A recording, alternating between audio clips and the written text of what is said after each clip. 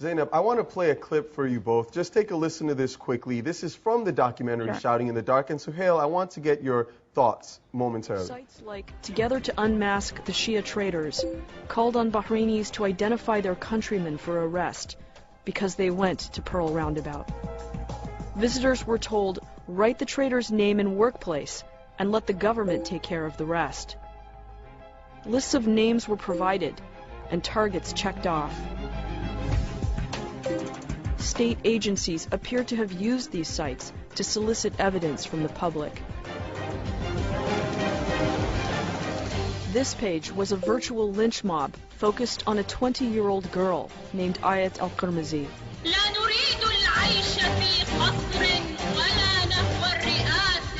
She'd read a poem criticizing Khalifa and the king at Pearl Roundabout. The page asked thousands to participate in defaming her honor and demanded her arrest and torture in prison.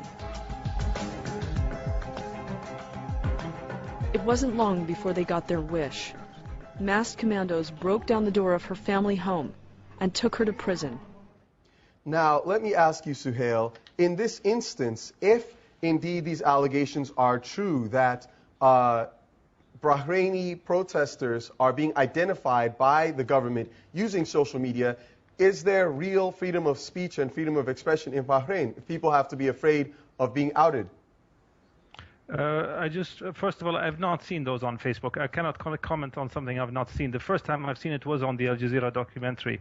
But I just want to say that social media has been used from both sides very, very aggressively. I've been attacked several times during the crisis, almost daily because of my position.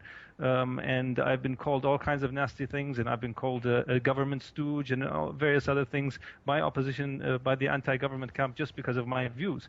To touch on what you're saying, I think freedom of expression is all relative. I think Bahrain has one of the most liberal policies when it comes to freedom of expression. But I also want to emphasize, I think there should be a difference between freedom of insulting and freedom of expression. In Bahrain and in many other countries, it's against the law to insult the head of state. You might think that's right, you might think that's wrong, but this is the law. And I think at the end of the day, if we don't have respect and the rule of law, then we have chaos in our society. Now, Ben, your group focuses on making change. How do you respond to this idea of having stable society and having change, or potentially seeing it lead to chaos? Yeah, thanks a lot. I think, Suhail, I think you make an interesting point, although if it's a case that the entire society is in large part dictated by a dictator or a government head, and you cannot criticize that government head as a means of advocating the solutions you support, how is that in any way freedom of speech?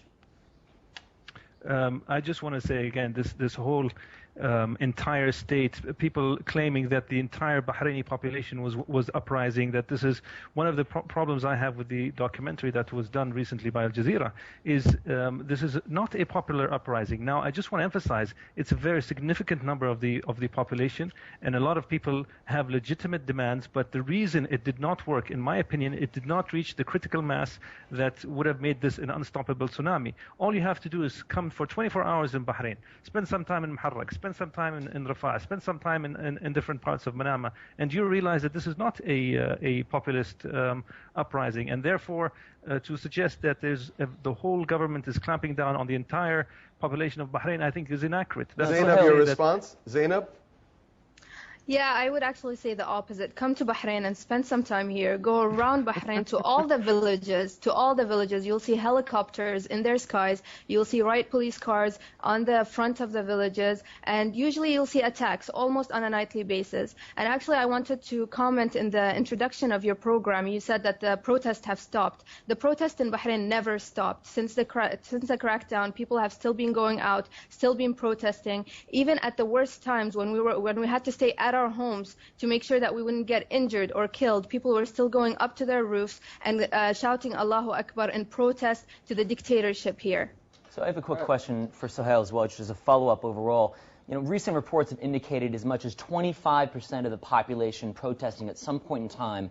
And that's a phenomenal number. Usually, for any person protesting, there are many, many more people that are afraid to go out of their houses. What percentage of the population would you need to see to protest to represent the majority of the population?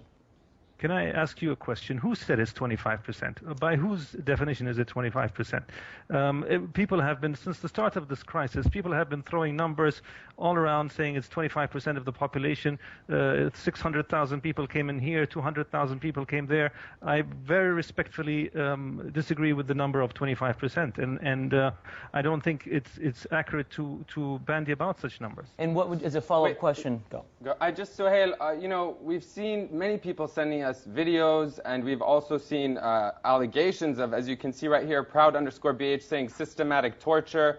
The Bahrain Human Rights Center has released certain testimonies, as you can see on my screen, if you can see it. There's one gentleman talking about how he's been, perhaps he's saying he's been tortured. What do you make of the allegations that Zainab is making about this systematic campaign of fear through imprisonment and detaining? Is it not true? Now, I want to comment on what Zainab said earlier. She quoted, or she mentioned Mr. Mahmoud Sharif Baysouni, the head of the Independent Human Rights Commission. And he was in an interview, he said that he found that the allegations of torture or abuse were individual transgressions, and they were not systematic. This is the words he used. This is an independent person. He's not being supported by the government in any way. He said these are individual transgressions, but he also said that there were very many individual transgressions. So my belief is that it was not systematic. However, I just want to make sure this is absolutely clear. I do not condone any form of torture at all. Anyone who is found of being tortured, even one civilian, if they tortured even just one person, this person should be brought to justice.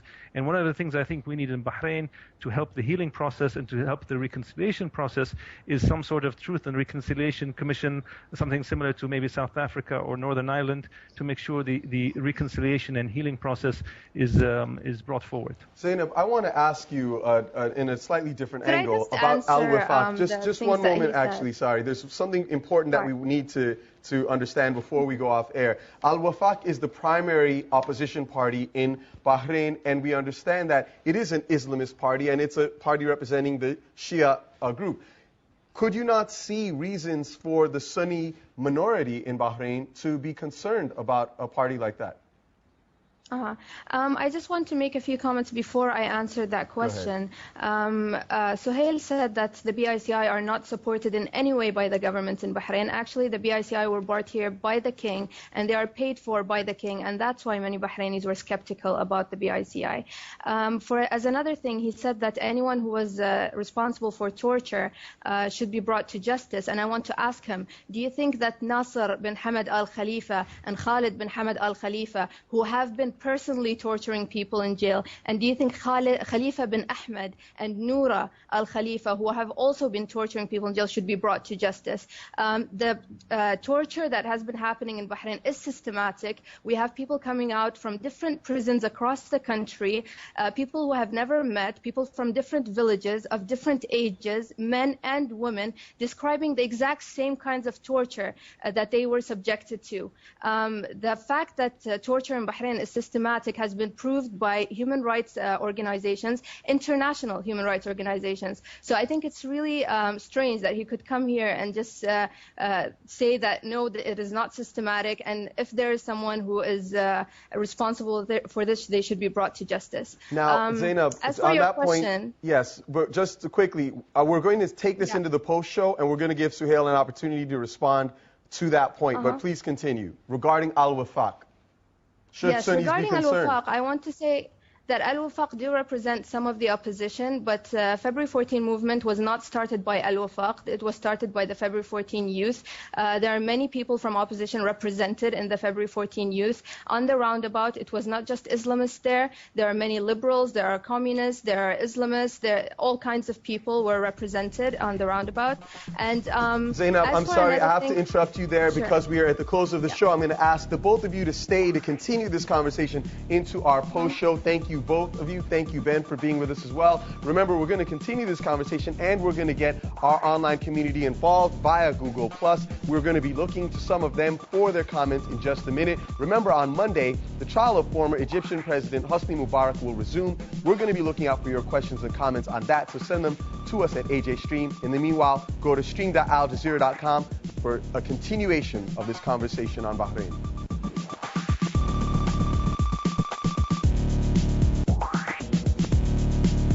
Bye.